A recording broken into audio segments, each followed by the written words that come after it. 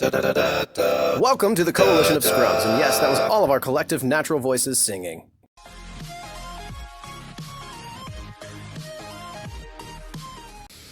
What's up, you guys? It's Sir Scrub here, bringing you some more Scrub Tier Yu-Gi-Oh! And in today's video, we're going to be taking a look at my Guru Control deck profile for the July 2020 format. Before we get into today's video, please be sure to leave a like and subscribe, and let me know your thoughts down in the comment section below, and be sure to head down in the description, check out all the other members of the Coalition of Scrubs.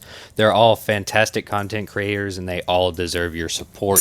I personally endorse every single one of them. They're all fantastic dudes.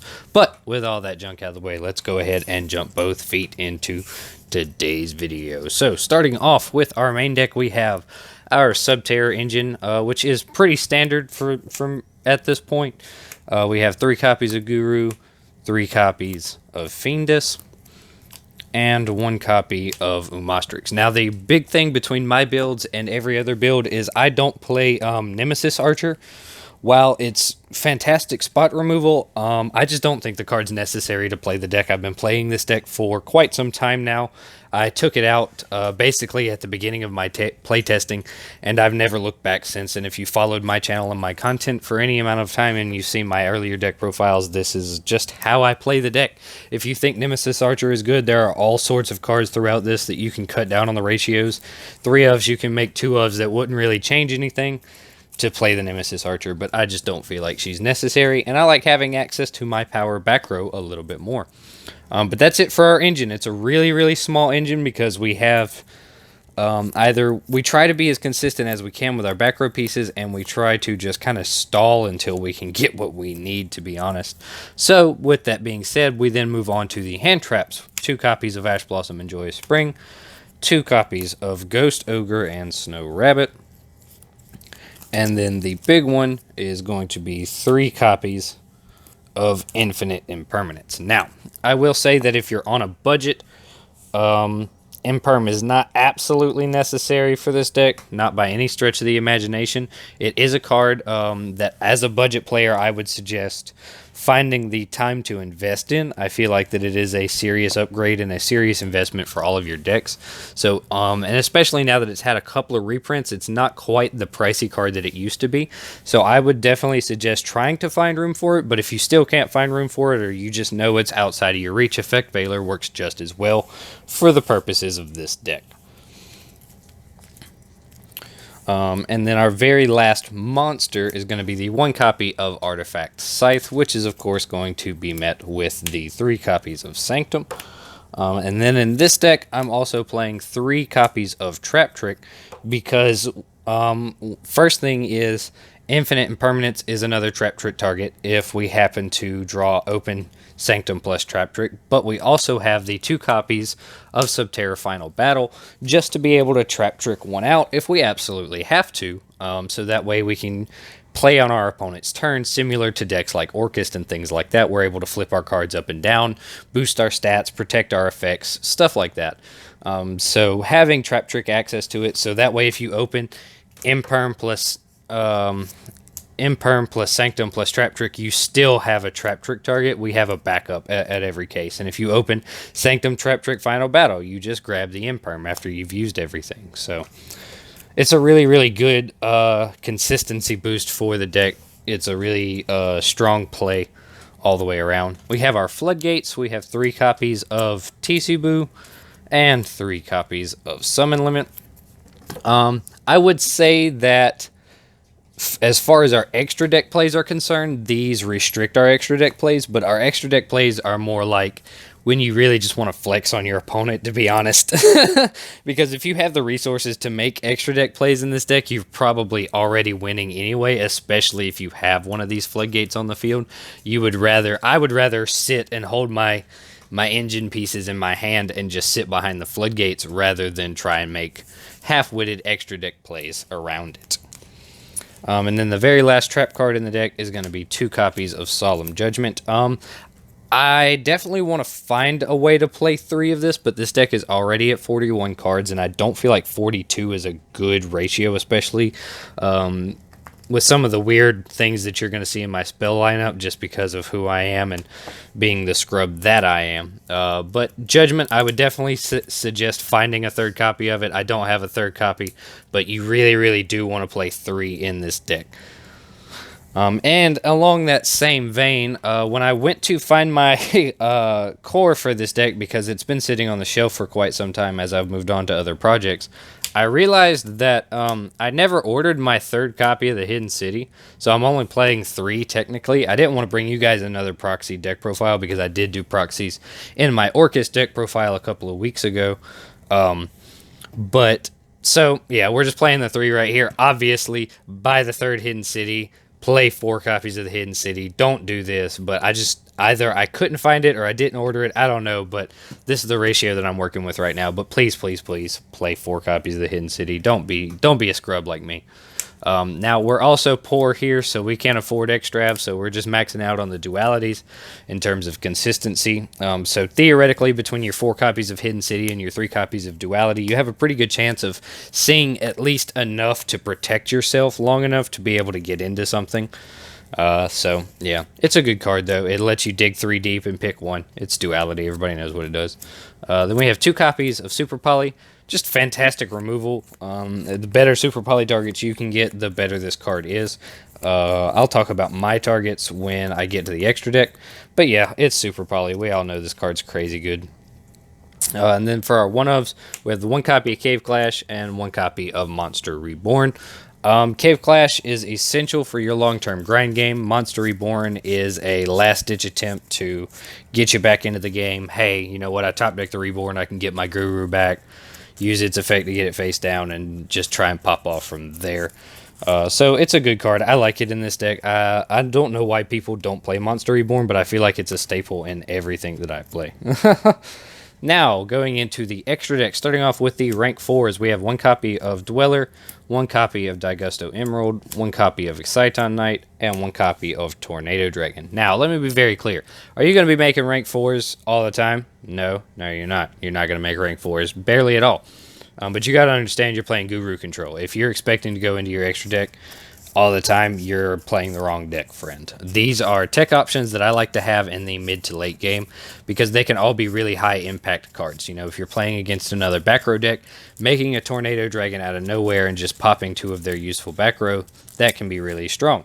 If you're playing a really grindy matchup, you can go into Daigusto Emerald, reset your entire Subterror engine, get your plays back online. If you're happen to be in a spot where you've got 1 Guru on field and 1 Guru in hand, you can normal summon into Exciton Knight and nuke the board. I mean, they just give you plays. These are all super, super high impact in the mid to late game, and that's where they really shine, because that's really where you're only going to be able to play them at in this deck. You're not going to be able to make them by turn 1 for sure. The rest of the extra deck is dedicated to Link monsters, and, well, firstly, I'll go over my 2 Super Poly targets. Firstly, we have the 1 copy of Starving Venom Fusion Dragon. It's good, we all know it, and then 1 copy of Predaplant Dragostapelia. I still don't have access to Mud Dragon in the Swamp. Play Mud Dragon in the Swamp instead of this, but it's just the second best thing that I have access to right now. Now, let's get into the Link monsters, starting with 1 copy of Borlo Dragon, 1 copy of Topologic Zeraboros. This is my budget player dream team. As far as I'm concerned, if you're a budget player, you need to have these 2 cards at least. Borlo Dragon's really good for breaking boards. Zeraboros is really good for establishing control. They're just really good cards all the way around. Then we have 1 copy of Topologic Bomber Dragon. Let me be very clear, you're not going to be making a whole lot of these big Link monsters very often, but they are options that I want to have access to, and really we don't commit a whole lot of monsters to the board, so if you can just sit on like Bomber Dragon plus a Floodgate, you're probably going to be sitting pretty well.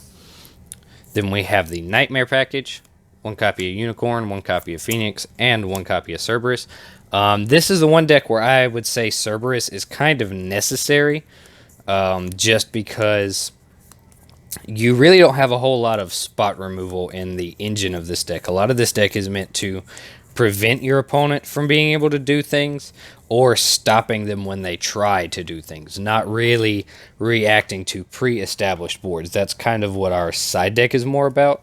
The only like terms of removal we have in the main deck is going to be Super Poly, or just beating over it by battle unless you can establish a Mostrix, which if you're establishing a Mostrix, you should already be pretty good. So I like having access to Cerberus. It's a decent card in the deck.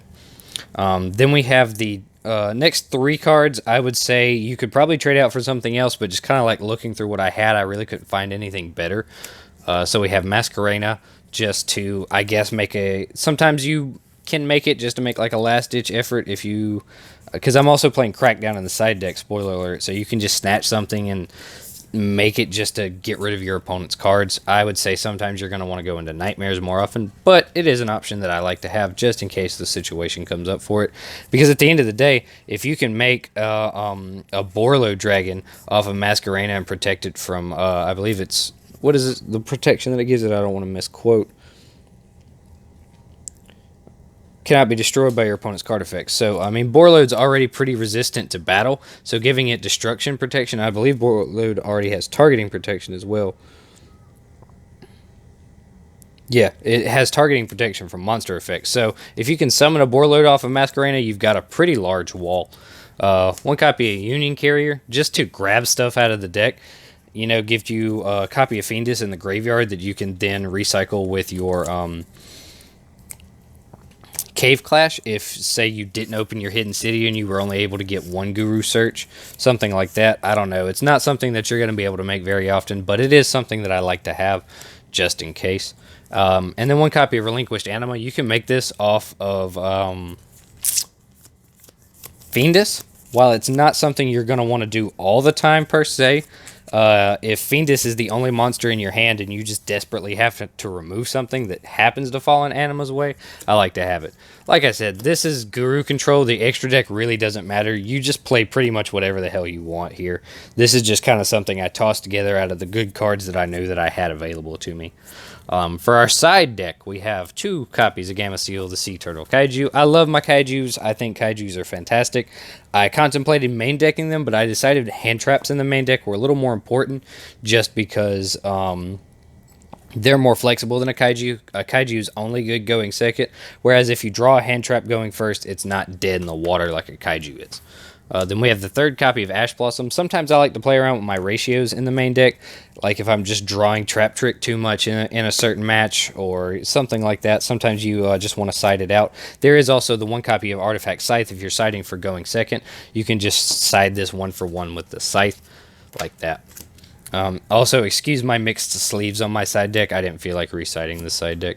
So we also have 3 copies of Dark Allure No More, just to help us go second against combo decks. It gives us that guaranteed blowout card no matter what they're playing. Then we have 2 copies of Cosmic Cyclone. Of course, this is for Eldritch, but it's also for every other back row deck. It's just the best back row removal right now because Eldritch exists. 2 copies of Called by the Grave. If you're happen to run into a lot of hand traps, if you happen to find that your plays are getting stopped a lot, I like being able to side this in as insurance, but it's also good going second against a lot of graveyard based decks, being able to snipe things out of the graveyard such as a Block Dragon after they use an IP Masquerena to be able to try and generate advantage off of it. It's just a good all around card. And then the last 5 cards are actually going to be going first cards that are going to allow us to tailor our deck to our matchup. Being 3 copies of Dimensional Barrier.